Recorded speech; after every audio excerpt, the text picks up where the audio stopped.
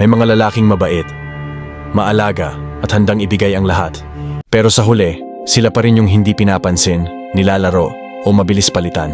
Bakit? Dahil may mga ugali silang hindi nila namamalayan na nagpapakita na weak sila pagdating sa babae. At sa psychology ng attraction, kapag tingin ng babae mahina ka, automatic bumabagsak ang respeto at interes niya. Hindi ito tungkol sa muscles, pera o hitsura. Maraming lalaking gwapo at may kaya pero niloloko pa rin, iniwan o ginagawang backup. Ang tunay na weakness ay nasa ugali, mindset at behavior mo kapag may babae kang gusto. Kapag mali ang galaw mo, kahit gaano ka pa ka-sincere, hindi ka bibigyan ng value. At mas masakit dito, kadalasan, hindi mo namamalayan na ginagawa. Muna pala yung mga bagay na nagpapababa ng tingin niya sa'yo. Iniisip mo effort yun, care yun, love yun. Pero sa kanya, red flag yun ang pagiging needy at walang sariling backbone. Ngayong video, ilalabas natin ang mga psychological signs na nagpapakita na weak ka sa babae at syempre, ituturo ko rin sa'yo kung paano ayusin ito. Dahil kung hindi mo ito makorekt, kahit ilang beses ka pa magmahal, ulit-ulit lang ang pattern. Ikaw yung maghahabol, siya yung mawawala. Pero bago tayo magsimula, kung naniniwala kang deserve mong respetuhin ng babae na hindi ka laruan, hindi ka option at hindi ka pang backup, mag-subscribe ka. Pero kung okay lang sa'yong laruin, lokohin at baliwalain, pwede ka nang mag-scroll. Para sa mga lalaking may prinsipyo, simulan na natin. Number 1, lagi kang available, kahit kailan ka lang kailangan. Kung bawat tawag, chat o message niya sinasagot mo agad, at kahit anong oras niya gusto kang makita, handa ka, isa itong malakas na sign na weak ka pagdating sa babae. Sa psychology ng attraction, kapag madali kang makuha, nawawala ang value mo. Ang mindset niya nagiging, bakit ko siya irerespeto kung anytime pwede ko siyang tawagin at darating siya? Isipin mo ito. Kapag alam ng babae na uunahin mo siya lagi, kahit may sarili kang dapat gawin, nawawala ang sense of independence mo. Para kang naka-standby sa buhay niya. At habang iniisip mong effort yon o pagpapakita ng pagmamahal sa kanya, isa itong indikasyon na wala kang sariling mundo at ikaw ay dependent sa atensyon niya. Halimbawa, may plano ka sana kasama mga kaibigan mo pero bigla siyang nag-text. Pwede ba tayo magkita? Agad mong kinansel ang lahat para lang makasama siya. Sa isip mo sweet yon. Pero sa utak niya, na-confirm niya na kaya kanyang kontrolin. At ang taong kayang kontrolin, hindi niya pinapahalagahan. Kapag lagi kang available, nawawala ang excitement at anticipation. Wala nang thrill, wala nang challenge. Ang babae, natural na naa-attract sa lalaking may sariling buhay, may ginagawa at may priorities. Hindi sa lalaking parang alipin ng time niya. Ang masama pa, kapag nasanay siyang lagi kang nandyan, hindi niya mararamdaman ang pagkawala mo. Hindi niya mararamdaman ang value mo. Dahil hindi mo siya binibigyan ng pagkakataong mamiss ka o ma-realize kung gaano ka kahalaga. Ang solusyon? Magkaroon ka ng boundaries at sariling mundo. May sarili kang oras, goals at priorities. Hindi mo kailangan maging rude, pero dapat alam niya na hindi umiikot ang buhay mo sa kanya.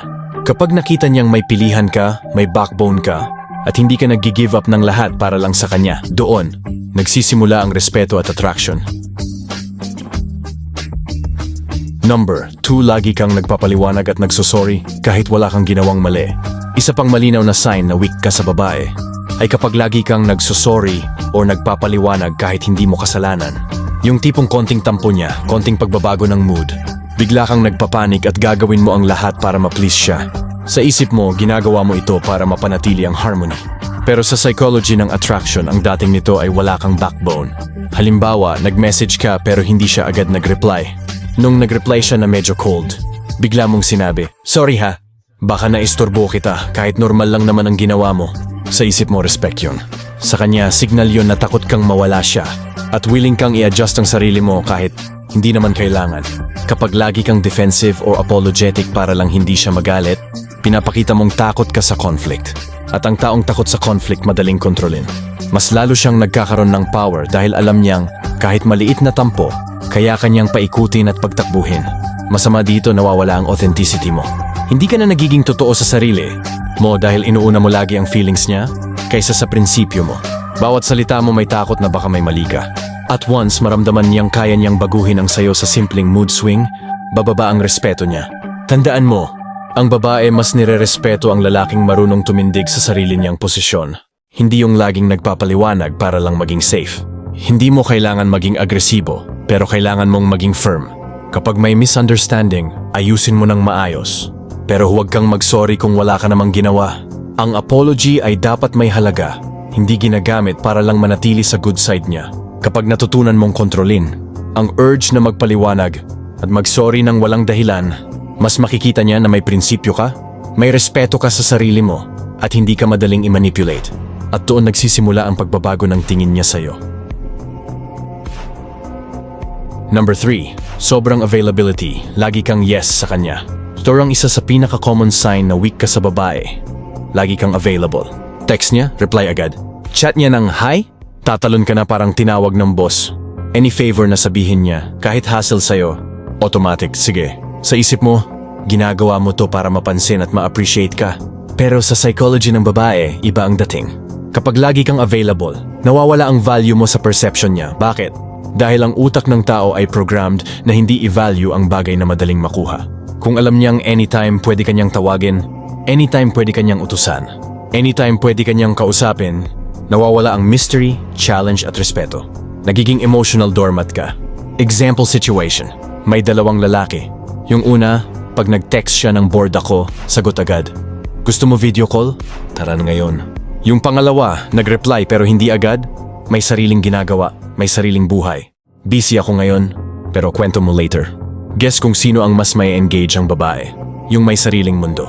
Sa dark psychology, tinatawag itong availability value. The more na masyadong accessible ka, the more bumababa ang perceived worth mo.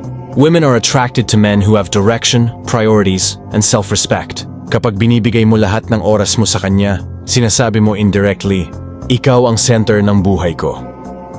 At yan ang ayaw maramdaman ng karamihan ng babaeng high value. Hindi ibig sabihin magpa-hard to get ka. Ang point, may boundaries ka. May ginagawa ka para sa sarili mo. Hindi mo binabali ang schedule mo para lang mag-reply instantly. Kapag may passion ka, goals, routine, mas nagiging attractive ka. Bakit? Dahil may depth ka. Hindi ka boring, hindi ka dependent. Tandaan mo, scarcity increases value. Kapag limited ang oras mo, mas pinapahalagahan niya ang atensyon mo. Kapag hindi ka laging yes, mas iniisip ka niya. At kapag may boundaries ka, hindi ka lang nagiging attractive, nagiging respetado ka. Number 4, takot mag-disagree. Kung ano sabi niya yun na. Isa pang malupit na sign na weak ka sa babae ay yung sobrang takot mong mag-disagree. Lahat ng sabihin niya, oo ka lang. Kahit mali, kahit hindi mo gusto, kahit hindi swak sa values mo, okay lang pa rin ang sagot mo. Akala mo pagiging understanding ang tawag doon, pero sa mata ng babae, wala kang backbone. Wala kang conviction. Kapag lagi kang pumapayag para lang hindi siya magalit o para hindi ka mawala sa buhay niya, nagiging approval seeker ka. Ang psychology behind this, ang utak ng babae ay wired to test boundaries. Kapag nakita niyang hindi ka marunong tumayo sa sarili mong opinion, mas lalo kang mawawalan ng respeto sa kanya. Hindi dahil masama siya, kundi dahil instinctively, women respect strength and leadership. Example situation. Sabi niya, ayoko sa pagkain na yan, pangit yan. Ikaw, kahit favorite mo, sagot mo, oo nga, pangit nga. Tapos pag may sinabi siyang opposite sa friends niya, sasabihin mo ulit, oo nga, tama ka. Guess what? Nakikita niya na nag-a-adjust ka lang based sa mood niya. That screams weakness.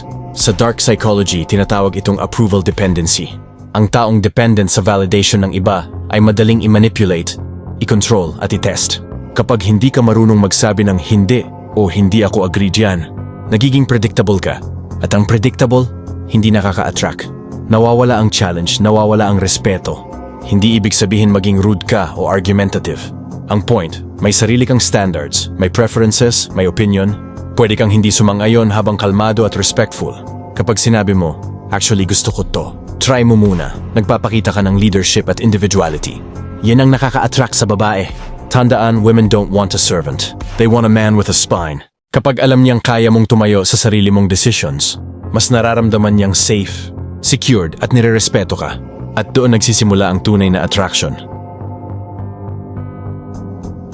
Number 5, sobrang effort. Kahit wala pang value, ikaw lang lagi nagbibigay. Isa sa pinaka-obvious at pinaka-cringe na sign na weak ka sa babae ay yung ikaw lang lagi ang nagbibigay ng effort. Ikaw nagme-message, ikaw nag-aaya, ikaw nag-aabot, ikaw nagpapadala ng load, ikaw bumibili ng food, ikaw laging available. Samantalang siya, seen, short reply, busy, walang reciprocity. Ang tawag doon hindi love, kundi imbalance.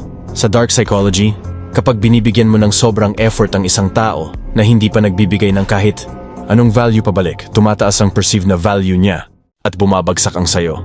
Para kang nagsasabi sa kanya, mas mataas ka kaysa sa akin, kaya kailangan kong magtrabaho para sa attention mo. At kapag ganun ang dynamics, automatic bumababa ang attraction. Women subconsciously test investment balance. Kapag nakita niya na nagbibigay ka ng 80% habang siya 10% lang, isip niya, desperate siya. Hindi niya kaya mawalan ako. At kapag alam ng babae na hindi ka kayang mawala, nawawala yung thrill, nawawala yung challenge, at ang pinakamasaklap, nawawala yung respeto. Example situation. Siya, gusto ko ng milk tea. Ikaw, sige papunta na ako. Siya, ay wag na pala, may iba akong kasama. Ikaw, okay lang, next time ulit. Ang dating, ikaw yung backup. Ikaw yung laging available kahit hindi ka priority. Sa psychology, tinatawag itong overcompensation behavior. Nagbibigay ka ng sobra kasi takot kang mawalan. Pero ang irony, dahil sa sobrang pagbibigay mo, mas mabilis kanyang nawawala ng interest. Ang tao hindi na-appreciate ang bagay na madaling makuha. Tandaan, the more you chase, the more they run. Kapag marunong kang magbigay ng effort ng may boundaries, standards at self-respect, tumataas ang value mo. Women respect men who know when to give and when to pull back. Number 6, takot mag-set ng boundaries. Kahit anong healing, oo ka lang. Isa sa pinakamalakas na indicator na weak ka sa babae ay yung hindi ka marunong mag-set ng boundaries. Lahat ng gusto niya, oo ka lang. Kahit pagod ka, kahit may trabaho, kahit may ginagawa ka na, basta humingi siya ng time, attention or favor, agad mong iiwan ang lahat. Sa isip mo, pagiging mabait ang tawag doon. Pero sa psychology, ang tawag doon self-abandonment. Kapag hindi ka marunong magsabi ng hindi, ang mindset ng babae magiging ganito. Pwede ko siyang kontrolin. Hindi niya sinasabi out loud, pero nararamdaman niya emotionally. At once na maramdaman niyang pwede kang i-push kung kailan niya gusto, nawawala ang respeto. Women do not respect a man who cannot protect his own priorities. Example situation. May lakad siya with friends, bigla kanyang tawagan. Pwede mo ba akong sunduin mamaya? Kahit may commitment ka sa pamilya mo, or may kailangan kang tapusin, sasabihin mo pa rin na oo. Para hindi siya magalit, para hindi ka niya iwasan. Pero ang kapalit, nagpapakita ka na pwede kang i-control. Sa dark psychology, boundaries create value. Ang taong may oras para sa sarili, goals at priorities, nagiging mas attractive. Bakit? Dahil pinapakita mong may sariling mundo ka at hindi umiikot ang buhay mo sa kanya. At yan ang nagbibigay ng respeto at fascination. Kapag lagi kang available, predictable ka. Kapag predictable ka, boring ka. Kapag boring ka, mawawala ang attraction. Simple cycle. Hindi mo kailangan maging rude, cold, or disrespectful. Ang kailangan mo ay malinaw na standards. Tandaan, ang tunay na lalaki hindi yung laging sumusunod. Ang tunay na lalaki marunong magbigay, pero marunong ding magtanggihan kapag kailangan. Boundaries are not walls, they are filters. And kapag marunong kang mag-set nito, hindi ka lang mamahalin, rerespetuhin ka pa. Number 7, sobrang validation seeker. Kailangan mo lagi ng approval niya mo. Isa sa pinaka-toxic na behavior na nagpapakita na weak ka sa babae ay yung laging naghahanap ng validation. Yung tipong bawat message niya kailangan may reply agad. Bawat compliment niya parang lifeline mo, at kapag hindi ka pinansin, parang gumuho ang mundo mo. Sa ganitong mindset, nawawala ang emotional independence mo at nagiging dependent ka sa kung paano ka tinitingnan ng babae. Kapag ramdam ng babae na kailangan mo ang approval niya para maging masaya, nagiging imbalance ang dynamic. Siya ang nagiging may control, ikaw ang nagiging tagahabol. Hindi mo na ginagawa ang mga bagay dahil gusto mo, kundi dahil gusto mong ma-please siya. At sa psychology, once na makita niyang ikaw ang mas invested, bumababa ang perceived value mo. Example situation. Nag-post siya sa social media. Hindi kanya binanggit, hindi kanya sinagot sa chat. Bigla kang mag-overthink. May iba ba siyang kinakausap? May ginawa ba akong mali? Galit ba siya? Imbes na busy ka sa sarili mong goals, napupunta ang focus mo sa pag-interpret ng bawat maliit na bagay na ginagawa niya. Women are attracted to men who validate themselves. Bakit? Dahil ang confidence na nanggagaling sa loob hindi madaling mabuwag. Ang taong may sariling identity, sariling purpose, at sariling emotional stability, nagiging mas exciting at mas mahirap makuha. At yan ang nagtitrigger ng attraction at respect. Kapag ikaw yung tipo ng lalaki na laging humihingi ng assurance, nagmumukha kang insecure. At insecurity kills attraction faster than rejection. Hindi mo kailangan maging cold, pero kailangan mong maging grounded. Tandaan, ang validation bonus lang, hindi necessity. Kapag natutunan mong mahalin at respetuhin ang sarili, munang hindi umaasa sa approval niya, Dun ka nagiging unpredictable, valuable, at worthy ng tunay na pagmamahal. Number 8. Paano maging malakas sa babae? Isa sa pinakamalaking dahilan kung bakit nahihirapan ang lalaki sa babae ay dahil kulang siya sa sariling value. Hindi ito tungkol sa pera o itsura lang. Ito ay tungkol sa confidence at identity. Kapag naamoy ng babae ang kahinaan mo, natural lang na susubukan ka niya. Kaya unang hakbang sa pagiging malakas, alamin kung sino ka at huwag hayaang ang opinyon ng babae ang magdikta sa'yo. Ang malakas na lalaki ay hindi nagpapadala sa emosyon, lalo na sa galit, selos o sobrang saya na mukhang needy. Kapag nasasaktan ka o nagagalit, huwag mo itong ipakita agad. Sa halip, obserbahan at pag-aralan ng babae. Anong behavior ang nagtitrigger sa'yo at paano mo ito pwedeng i-handle ng cool. Yung control sa emosyon ay nagpapakita ng tunay na lakas. Malakas na lalaki ang may malinaw na boundaries. Kapag sinasabi mong hindi, wala kang guilt. Yung babae ay hindi dapat ang sentro ng lahat ng desisyon mo. Kapag consistent ka sa boundaries mo, mas nagkakaroon ng respeto ang babae sa'yo. Ang lalaki na palaging available at nagpapadala sa gusto ng babae, automatic na nagiging weak sa mata niya. Hindi sapat na pigilan ang weakness. Kailangan mo rin gumawa ng value sa sarili. Ano ang ginagawa mo sa buhay mo na nakakaganda sa'yo? Career, skills, hobbies, fitness. Lahat ng ito ay nagpapakita ng competence at independence. Kapag nakikita ng babae na may sariling mundo at purpose ka, natural siyang ma-attract. Ang weak na lalaki ay laging naghihintay ng approval. Ang malakas ay nagiiwan ng impact. Ang babae ay instinctively na-attract sa lalaki na hindi madaling mahulog o mahikayat. Ang pagiging predictable at laging available ay nagde-demote sa lalaki sa boring category. Maging mysterious at i-challenge ang babae, pero subtle at confident. Huwag mo siyang i-pressure. Hayaan mo na siya ang mag-effort. Sa ganitong paraan, ikaw ang may control sa dynamic, hindi siya. Kung gusto mong maging malakas sa babae, simulan sa 3 bagay. 1. Self-awareness at confidence.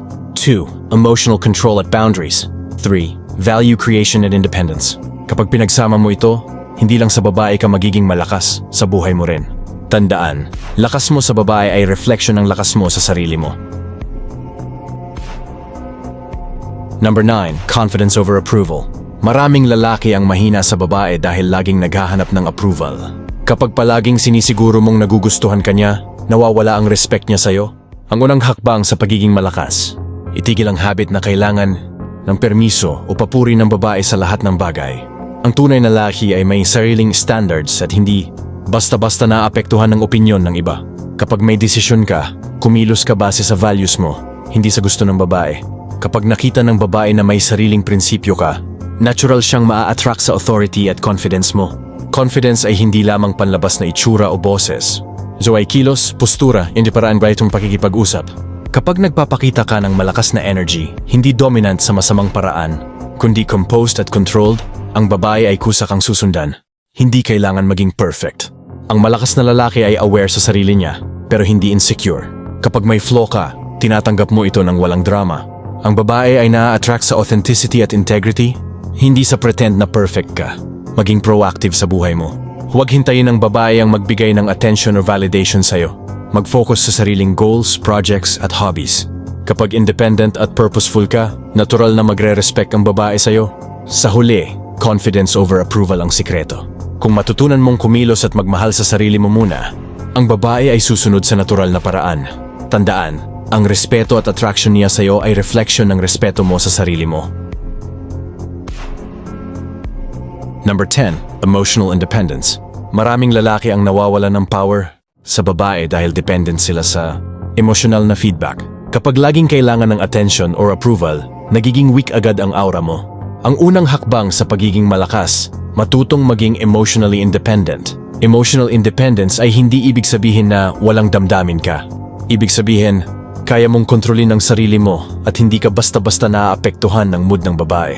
Kapag may problema ka, hindi mo agad pinapaalam sa kanya o hinihintay na siya ang magayos ng feelings mo. Kapag emotionally stable ka, natural na nagkakaroon ng respect ang babae sa'yo. Hindi siya makakakita ng kahinaan na pwede niyang gamitin para manipulahin ka. Ang malakas na lalaki ay may calm aura kahit sa stressful na sitwasyon. And otherwise tayo sipansin ng babae. Emotional independence rin ay nagpapakita ng maturity. Kapag aware ka sa sarili mong emotions at may paraan para i-handle ito, hindi mo kailangan laging mag-explain o humingi ng reassurance. Ang babae ay na-attract sa lalaki na may kontrol sa sarili at may kapasidad na magmahal ng walang drama. Mag-focus sa personal growth at internal stability. Meditate, mag-reflect o mag-invest sa sarili. Kapag may inner strength ka, hindi ka madaling maapektuhan ng rejection o games ng babae. Ang energy mo ay lumalabas na malakas at grounded. Sa huli, emotional independence ang susi para hindi ka maging weak sa babae. Kapag natutunan mong pamahalaan ang sarili, mong damdamin at hindi nakadepende sa babae, natural na magre-respect at ma-attract siya sa'yo. Lakas mo sa kanya ay reflection ng lakas mo sa sarili mo. Number 11. Value beyond words. Maraming lalaki ang nahihirapan sa babae dahil puro salita lang ang ipinapakita nila pero wala silang konkretong gawa na sumusuporta. Ang unang hakbang sa pagiging malakas, ipakita ang value mo sa pamamagitan ng actions, hindi sa salita lang. Ang malakas na lalaki ay may action-oriented mindset. Kung may gusto ka o may goal sa buhay mo, ipinapakita mo ito sa consistent na paraan. Hindi ka laging nagde-demonstrate ng effort para lang patunayan na mahal mo siya. Ang consistency ay nagtatayo ng tiwala at respeto. Value ay hindi lamang sa panlabas na tagumpay. Kasama dito ang integrity, honesty at pagiging dependable. Kapag nakikita ng babae na may principles ka at maaasahan ka sa mahalagang sitwasyon, natural siyang maa-attract sa confidence at maturity mo. Huwag umasa na ang babae ang magbibigay ng validation sa lahat ng ginagawa mo. Ang malakas na lalaki ay may sariling source ng fulfillment at purpose. Kapag independent ka sa approval niya, hindi ka madaling maapektuhan o maging weak sa kanya. Mag-focus sa pagpapalago ng sarili, career, skills, hobbies, fitness, at mental strength. Ang babae ay instinctively na-attract sa lalaki na may sariling mundo at achievements. Ang effort mo sa sarili mo ay mas malakas na signal kaysa kahit anong simpleng salita lang. Sa huli, value beyond words ang sikreto. Kapag pinapakita mo ang tunay na value mo sa gawa at hindi sa salita lang, natural na nagre-respect at na-attract yung babae sa'yo. Tandaan, lakas mo sa kanya ay reflection ng actions mo at commitment mo sa sarili mo. Number 12. Control the dynamic. Maraming lalaki ang nahihirapan sa babae dahil palaging sila ang sumusunod sa gusto o mood ng babae. Kapag laging ikaw ang nag-a-adjust o nagpapadala, nawawala ang respeto at attraction. Ang muunang hakbang sa pagiging malakas, kontrolin ang dynamic ng relasyon, hindi ang babae. Kontrolin ang dynamic ay hindi ibig sabihin na domineering ka. Ibig sabihin, malinaw ang boundaries mo at hindi ka basta-basta naaapektuhan ng mood or demands niya. Kapag consistent ka sa behavior mo at hindi nagpapadala sa whims niya, natural siyang magkakaroon ng respeto. Ang lakas ng lalim ay may kakayahan na mag-set ng pace. Kung kailan siya makakausap, kung paano siya kausap, and paano mag-interact, lahat ito controlled pero natural, hindi rigid. Ang subtle control na ito ay nagpapakita ng authority at confidence ng hindi halata. Huwag maging predictable. Kapag laging available at laging pumapayag sa gusto niya, nawawala ang challenge. Maging intriguing at mysterious sa tamang paraan. Hayaan mo rin siyang mag-effort at obserbahan ang kanyang reactions. Sa ganitong paraan, ikaw ang may control sa emotional at social dynamics. Mag-focus sa sariling goals at priorities, hindi sa laging pleasing sa kanya. Kapag independent ka at purposeful, hindi ka maapektuhan ng laro o tests ng babae. Ang energy mo ay nagiging malakas, grounded at attractive. Sa huli, control the dynamic ang sikreto ng malakas na lalaki. Kapag natutunan mong mag-lead sa sarili mong space at hindi hayaan ng babae ang magdikta sa'yo, natural na magre-respect at ma-attract siya sa'yo. Lakas mo sa kanya ay reflection ng control mo sa sarili mo at sa buhay mo. Ngayong natapos na natin ang series na paano maging malakas sa babae, tandaan mo, ang tunay na lakas ay hindi lang sa panlabas na itsura o pananalita. Ito ay nakabase sa confidence, emotional control, and value sa sarili. Ang bawat hakbang na tinalakay natin, emotional independence, confidence over approval, boundaries, value beyond words, at control the dynamic ay nagtuturo kung paano maging lalaki na may respeto at natural na attraction sa babae. Hindi ito instant pero consistent practice ang susi. Hindi mo kailangang baguhin ang sarili mo para magustuhan ka ng babae. Ang focus mo ay sa sariling growth, purpose at independence. Kapag malakas ka sa sarili mo, natural na maa-attract ang tamang babae sa buhay mo. Huwag mong kalimutan. Respeto at attraction ng babae ay reflection ng respeto at lakas mo sa sarili mo. Kapag may control ka sa sarili mo, sa goals mo at sa energy mo, hindi ka basta-basta maapektuhan ng drama o tests niya. Simulan mo ngayon. Mag-reflect, mag-invest sa sarili at i-practice ang bawat hakbang na natutunan natin sa series. Ang consistency ang magdadala sa iyo sa tunay na confidence at inner strength. Sa huli, ang pagiging malakas sa babae ay hindi tungkol sa kung gaano karami ang babae sa paligid mo, kundi kung gaano ka malakas, grounded at independent sa sarili mo. Ito ang sikreto ng respeto, atraksyon at tunay na kapangyarihan.